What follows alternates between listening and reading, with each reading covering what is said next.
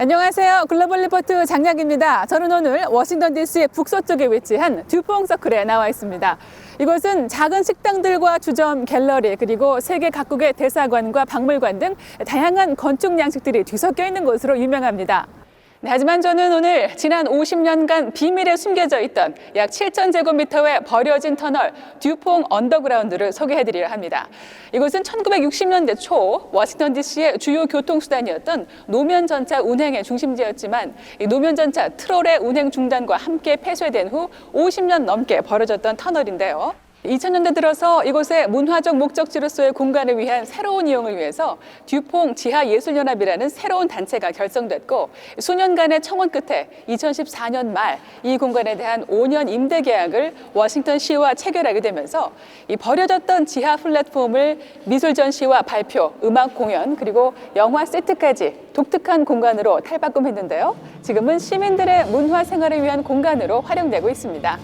그리고 이 듀퐁 서클 지상에서는요, 폭설이 내릴 때마다 워싱턴 DC 눈싸움 연합회 주최로 눈싸움이 열리는데요.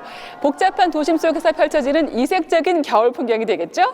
다양하고 깊이 있는 세계 소식 전해드리는 글로벌 리포트 지금 시작합니다.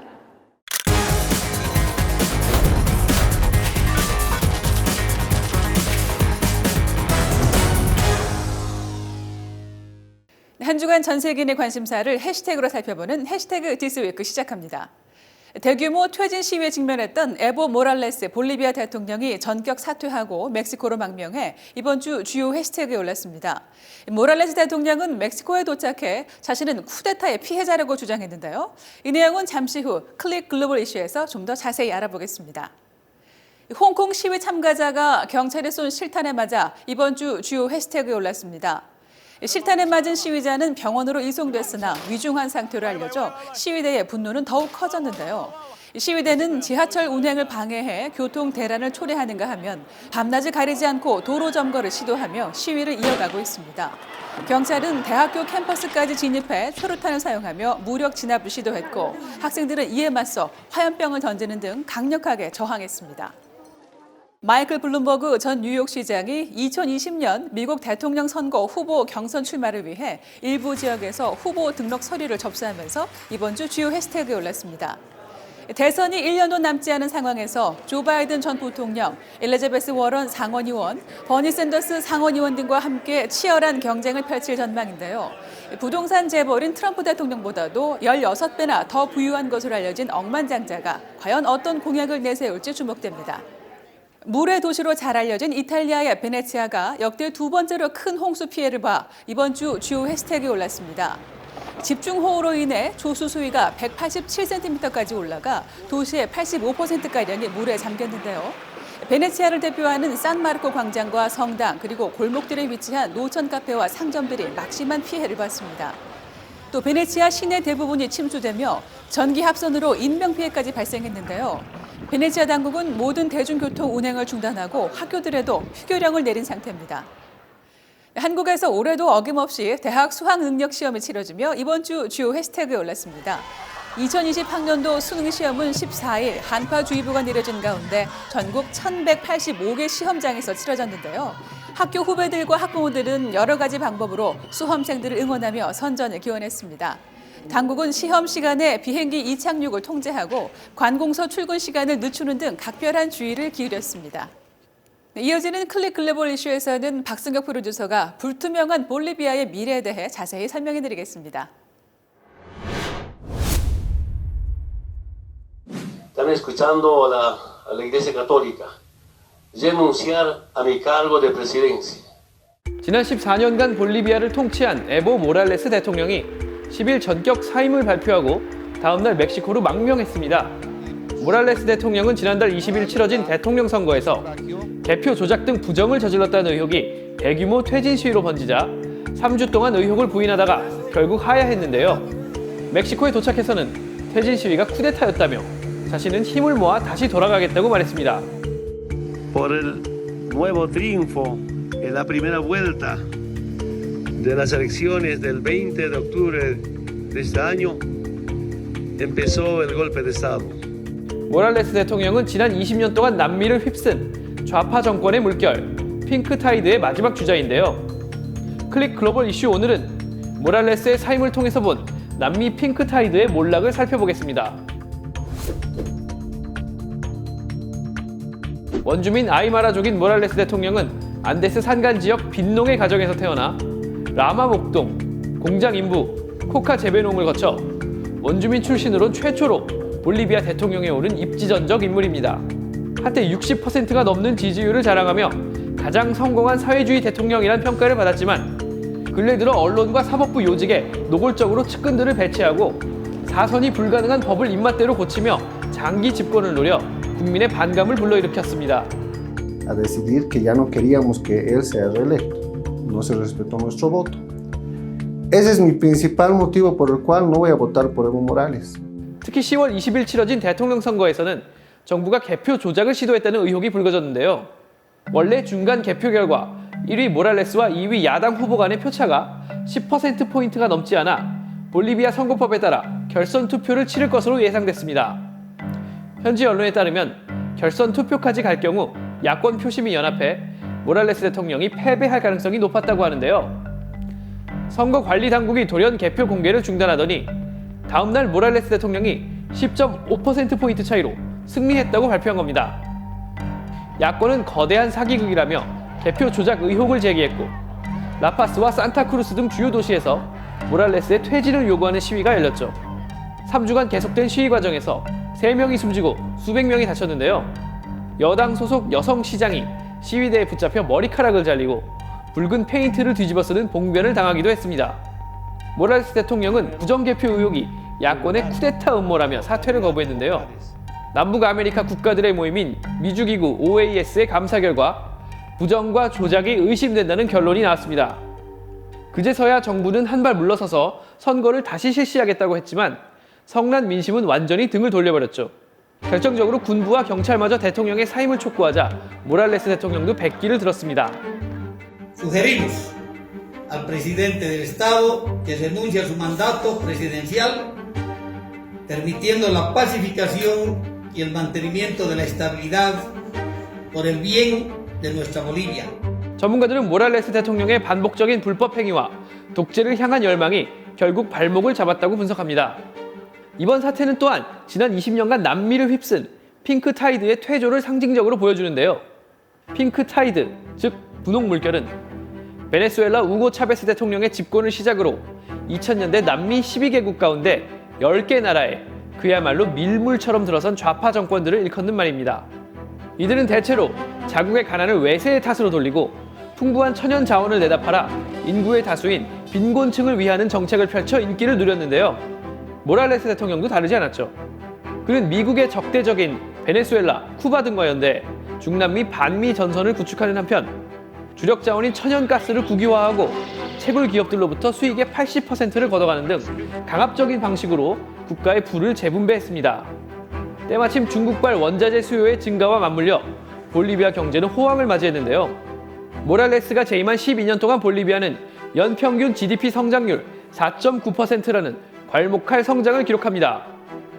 1인당 국민소득은 2006년 1234달러에서 2017년 3394달러로 약 3배 올랐고 같은 기간 빈곤율은 전체 인구의 60%에서 약 35%로 절반 가까이 떨어졌습니다.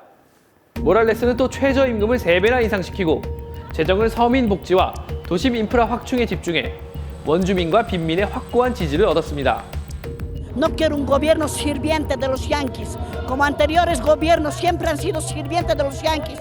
Y choros maleantes como el Mesa Goni han robado plata, el Banzer también ha robado plata. 그러나 2010년대에 들어 원자재 가격이 하락하자 핑크타이드 국가들의 성장이 둔화하고 국가 재정도 바닥을 드러내기 시작합니다. 베네수엘라와 아르헨티나는 무리한 현금 살포 정책의 부작용으로 경제가 파탄에 이르렀고 볼리비아도 천연가스 수출이 침체되면서 재정 적자가 GDP의 8%까지 불어나고 성장이 정체됩니다. 이런 상황에서 모랄레스 대통령이 무리한 집권 연장을 꾀하다가 대중의 저항에 부딪혀 결국 불명예 퇴진한 것입니다. 남미에 아직 남아있는 좌파 지도자들은 일제히 볼리비아 반정부 시위를 규탄했는데요. 니콜라스 마두로 베네수엘라 대통령은 미국의 음모에 동지가 희생됐다고 말하고 최근 아르헨티나 대선에서 승리한 알바로 페르난데스 대통령 당선인은 볼리비아에서 발생한 것은 쿠데타야 라고 주장했습니다. 반면 도널드 트럼프 미국 대통령은 성명을 통해 모랄레스의 실각으로 아메리카 대륙 전체가 자유와 민주주의에 한 발 더 가까워졌다고 밝혔습니다. 핑크 타이드에서 타이드는 밀물과 썰물을 모두 포함하는 말입니다. 물이 들어올 때 힘차게 노를 젓는 것도 중요하지만 물이 빠질 때를 대비하지 않으면 안 되는데요. 썰물을 맞이해 선장을 교체한 볼리비아가 앞으로 어떤 선택을 할지 주목됩니다.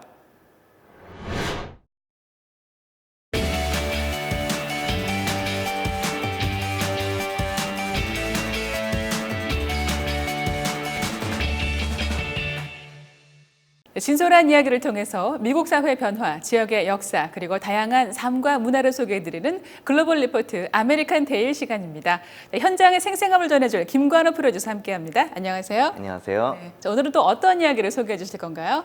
네, 지적 발달 장애를 가진 사람들의 실업률은 80%가 넘는다고 하는데요. 이런 현실을 바꿔보고자 농장에서 지적 장애인들과 함께 일하며 장애 극복과 사회 적응력을 키워주고 있는 부부가 있다고 해 VOA 센츄리에 찾아가 봤습니다. 네, 지적 발달 장애인들이 농장에서 어떤 일을 하고 있나요? 네, 농장에서의 일은 아시다시피 순차적인 업무와 반복적인 업무, 그리고 손으로 직접 해야 되는 일이 많아 지적 발달 장애를 가진 사람들에게 큰 도움이 된다고 하는데요. 오늘 만나볼 부부의 아들 또한 심한 자폐증을 앓고 있다고 합니다. 네, 자 그럼 현장 함께 만나보시면서 글로벌 리포트 다음 시간에 인사드리겠습니다. And you just walk and spread it around. This is my favorite task. We employ people with intellectual and developmental disabilities, and we offer them a welcoming community. We also grow organic vegetables along the way, and through all of that, we teach our growers basic employment skills. Jack, why do we start our seeds in trays? So they can grow faster and then And then what do we do? put them outside when they're partially grown. Yeah. I'm always showing the employees how to do everything step by step. So I really try to stick with it until they fully understand. Then I slowly back off. And my goal is to get to the point where I can be like, all right, so-and-so, can you please go and transplant? They know how to get their tray, what tools they need. I am a big fan of chickens. Clean coops out, get eggs. I have a big coop at home, like 10 chickens. He does love it. He loves to get his hands dirty. He likes to be involved. With that comes success. When he plants something and he sees it growing, he's very proud of himself. So 2015, we spent that year learning how to farm. So I signed up for all of those classes, beginning farmer classes, how to get your hands dirty, the financial part of things. And then I read a lot of books. And we spent our first year just experimenting and throwing a lot of seeds in the ground. We have a severely autistic child named Max, our son. Max is 11 years old, turning 12 in November. He is a high energy boy. He's nonverbal. Being out here also gives him an opportunity to burn off some of his energy in a way that we couldn't give him when we lived in the middle of Washington, D.C. So Max was the inspiration for the farm, but he wasn't the whole reason we did the farm. People with those developmental and intellectual disabilities have an over 80% unemployment rate, and we're trying to change that. Now you're gonna see the field. When people are not in the employment picture, they end up being socially isolated, as I mentioned, and it also puts financial burden on families. Sprinkle fertilizer on top Yeah, why do we add fertilizer? for this thing can grow. Farming really helps people with developmental and intellectual disabilities because it's a lot of small tasks that you need to do with your hands, which a lot of people might not have great hand-eye coordination or something like that. And it's also a lot of fine motor skills, which can also be really difficult. They can learn that, all right, the world might be set up this way, but I can make accommodations for myself. I can go outside the box and create a tool that's going to help me get the job done no matter what. Hey Josh, want to give me a hand? Yes. With the goats? We want to be a stepping stone. If somebody wants to continue to work here, that's great, but if they get another job outside of here, we're thrilled. We moved out here to kind of build our own tribe and surround ourselves with similar people, and I think we've succeeded in that.